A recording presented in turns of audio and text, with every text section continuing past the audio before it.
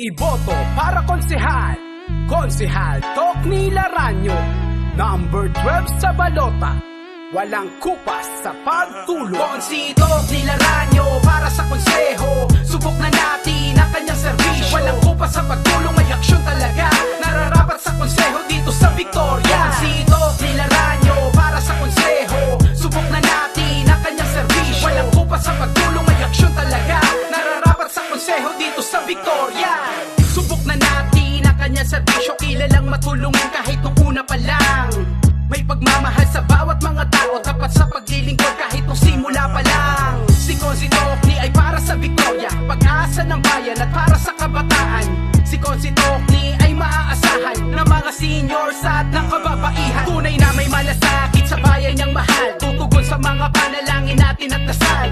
Ang tagumpay niya'y tagumpay nating lahat, maabilidad at sa trabaho ay tapat. Serbisyong garantisado para sa mga tao, karangalan ay makapaglingkod ng taos puso. Kaya't sa pagpalit niya, halikan at samahan si Tocni Laranyo na maaasahan. Si Tocni Laranyo para sa konseho, subok na natin ang kanyang serbisyo. Walang kupas sa pagtulong, may aksyon talaga, nararapat sa konseho dito sa Victoria. Si Tocni Laranyo para sa konseho, subok na natin ang kanyang serbisyo. Walang kupas sa pagtulong, may aksyon talaga, nararapat sa konseho dito sa Victoria. Para sa mamamayan, naglingkod ng taos puso, sa bawat termino di nabigo ang mga tao. 100% palagi ang katapatan dito sa Victoria, maraming napatunayan. Aksyon at malasakit, yan ay kanyang pinagsama. Palagi siyang nandiyan para maayos ang problema. Walang hindi ibibigay, basta kaya niyang gawin. Likas na sa kanyang puso ang pagiging matulungin. Vice Mayor man o konsehal, palaging may nagagawa. Kanyang pagiging lingkod bayan, di lang puro salita. Hinog na sa karanasan, marami nang ipinunla. Ang bawat bunga matamis at natikman na ng Victoria. Kaya sa pagbalik muli nating suportahan